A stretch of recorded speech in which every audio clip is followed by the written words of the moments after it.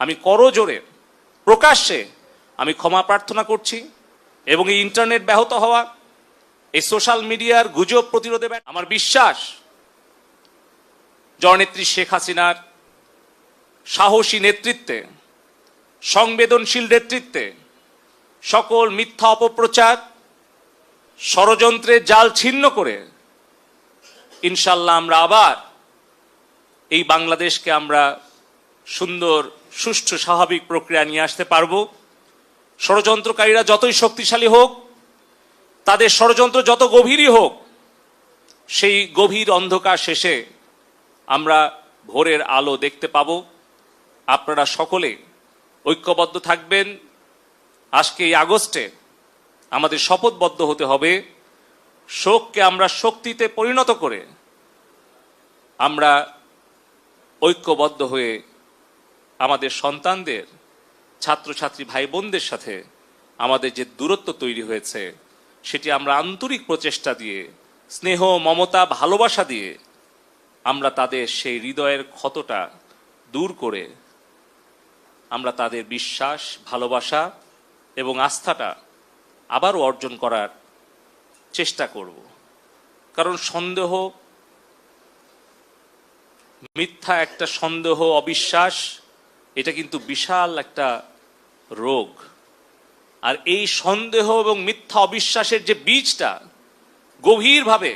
এই 2 মাসে আমাদের ছাত্রছাত্রী, সাধারণ মানুষের মধ্যে খুব পরিকল্পিতভাবে প্রয়োগ করার চেষ্টা করেছে বিএনপি, জামাত, শিবির এবং বিদেশি চক্রান্তকারীরা, আমরা বুঝে না বুঝে সেই ফাঁদে পা দিয়েছি। সেখান থেকে আমাদের ফিরে আসতে সময় লাগবে, কষ্ট হবে, কিন্তু অসম্ভব নয়। আমি বিশ্বাস করি জননেত্রী শেখ হাসিনা অবশ্যই আমাদের এই ছাত্রছাত্রী ভাই বোনদের, আমাদের সন্তানদের, ভবিষ্যৎ বাংলাদেশের কর্ণধারদের তাদের যে যৌক্তিক দাবি,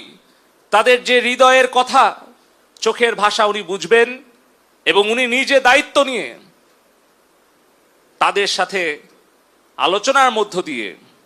আমাদের সম্পর্কে তাদের যে ভুল ধারণা আছে, যে সকল অবিশ্বাস, সন্দেহ তৈরি হয়েছে, সেগুলো দূর করে আমরা যারা দায়ী, আমরা যারা দোষী, তাদেরকে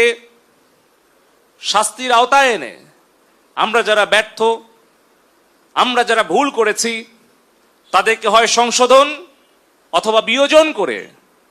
বাংলাদেশকে আমাদের ভবিষ্যৎ প্রজন্মের জন্য একটি নিরাপদ, বঙ্গবন্ধুর স্বপ্নের বৈষম্যমুক্ত সোনার বাংলায় পরিণত করবেন। আমি এই আশা ব্যক্ত করে এবং সকলের কাছে আবারও অনুরোধ করি, আমাদের ব্যক্তি পর্যায়ে আমাদের ভুল থাকতে পারে, রাজনৈতিক নেতৃত্ব,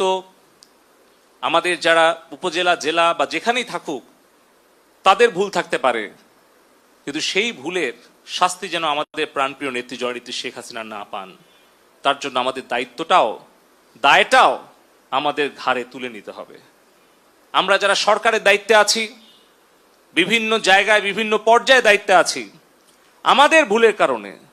আমাদের অবহেলার কারণে, আমাদের ব্যর্থতার কারণে যে সংকটময় পরিস্থিতি সৃষ্টি হয়েছে, সেই দায়টা আমরা যেন নিজের কাঁধে নিয়ে আমরা যেন সেই দায় স্বীকার করে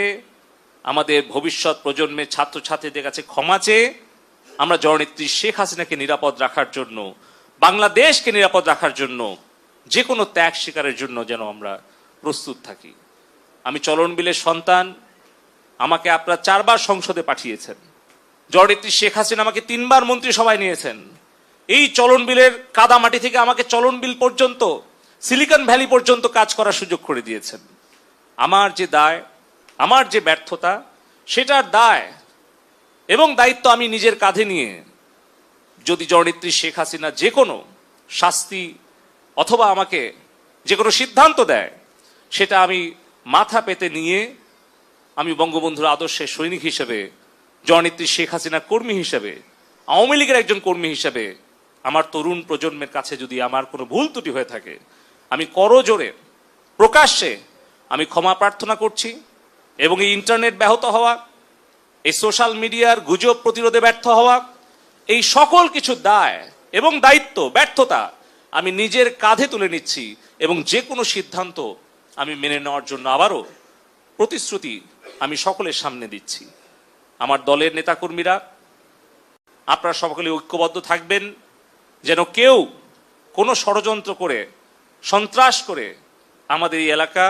আমাদের এই দেশকে অস্থিতিশীল করতে না পারে। ইনশাআল্লাহ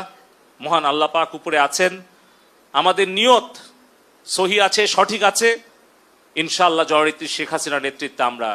বঙ্গবন্ধুর স্বপ্নের বৈষম্য মুক্ত সোনার বাংলা গড়ে তুলব।